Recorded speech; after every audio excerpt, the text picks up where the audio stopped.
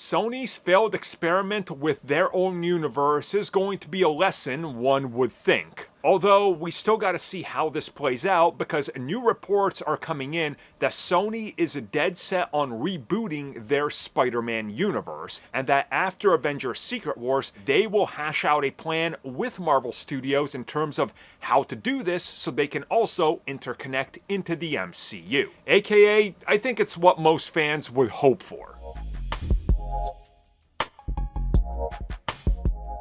Okay, so here's where Sony stands right now. Spider-Verse 1 was a huge success. Across the Spider-Verse, another big success, and Beyond the Spider-Verse is coming out, but again, we don't really account that as part of Sony's big live-action plan because it's not. It's completely different departments and people. The live-action side of things has not been as lucky. Venom 1 was a huge hit. Venom 2, substantially less amount of money, and the jury's still out on Venom 3. And then you had Madam Web, which was a colossal bomb. You also had Morbius, which was an even bigger bomb. And well, the jury's out on Kraven the Hunter, but Sony also ran into a brick wall with multiple other films that they were trying to get off the ground. Whether it was Dark Watch, Death Wish, Dark Knight, Dark Garb, the Spawn ripoff that Sony owns. Look, I'm finally going to make a folder for him. I guess it's Night Watch. I'll remember that one day. Night Watch, or El Muerto, or the Black Cat and Silver Sable films, or whatever else they were working on. Apparently they realized, yeah, I don't think this is going to fly anymore. So reportedly, Marvel Studios and Sony have negotiated a new direction for Sony's universe.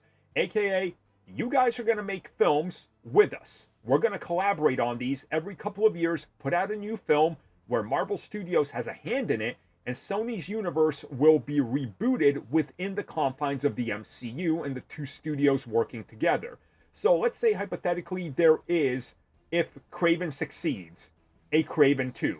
Well, Kraven 2 would then be part of the MCU, maybe adapt it loosely like they're doing with Peacemaker and just acknowledge the first one, but maybe it's a variant or whatever, and just go with it. And apparently all of this will be explored after Avengers Secret Wars, where Marvel Studios and Disney will officially just make one core timeline for all of the films. And that's sort of the direction now, which is why exactly Sony isn't moving forward with many of their films, including the likes of Hypno, Hustler, and Jackpot. Remember they announced those? Yeah, they did. You don't remember, but I do. I'm cursed with this knowledge. And honestly, this would, I think, be the best case scenario for Sony. Instead of trying to make films that fail, reach a deal with Marvel Studios and just connect it all together. Then you got access to some of the Marvel characters that you can work out with them. Your films actually matter in the universe that most people care about. And then you don't have to play your own game and potentially fail because you're going to get a boost from it, right?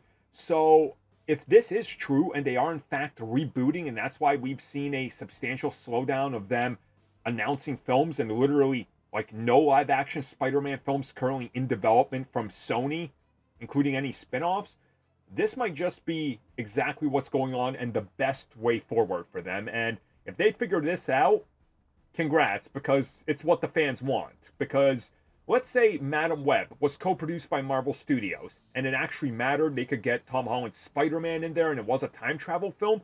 It would have been received, and probably far better, had they worked together and made it work. But unfortunately, that wasn't the case, and, well, the end result is Madam Web.